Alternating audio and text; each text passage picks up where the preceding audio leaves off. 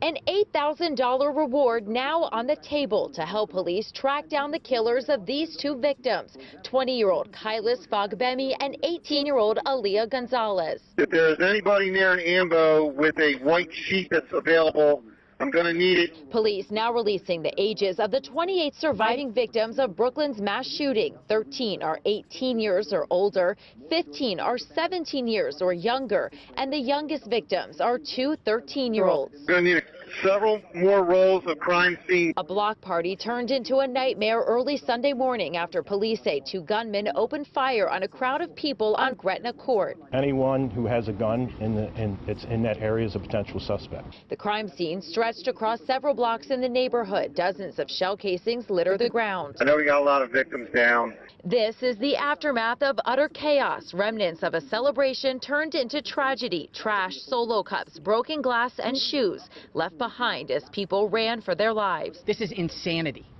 This cannot be the society that we are expected to live in. Police say the event was unpermitted, and they have not said whether or not the shooting was targeted. Neighbors tell WJZ off camera there were no officers patrolling the area during the time of the party. This was a reckless, cowardly act of violence that has taken two lives and altered many more. At a press conference Sunday, Mayor Brandon Scott says state, federal, and local partners are on scene working to figure out who pulled the trigger. I hope these folks don't sleep well, because we're not going to sleep until we pull them off.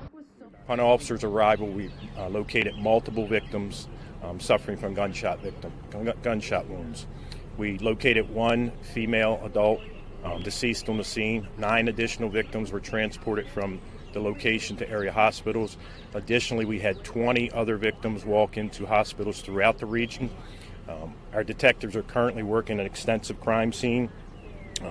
The 2 deceased victims we have are both adults. We have 3 other victims who are in critical condition. This was the reckless, cowardly act that happened here and that has permanently altered many lives and cost 2 people their lives. And I want those who are responsible to hear me very clearly. We will not stop until we find you, and we will find you. Until then, I hope with every single breath that you take, that you think about the lives that you took, and you think about the lives that you impacted here tonight. Commissioner, just to be clear, right now there's no suspect or suspects. We're actively reviewing video, talking to possible witnesses to try to identify suspects.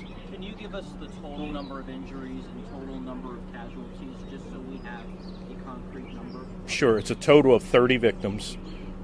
28 of them are non-fatal at this point, 3 are critical, and 2 have been pronounced deceased.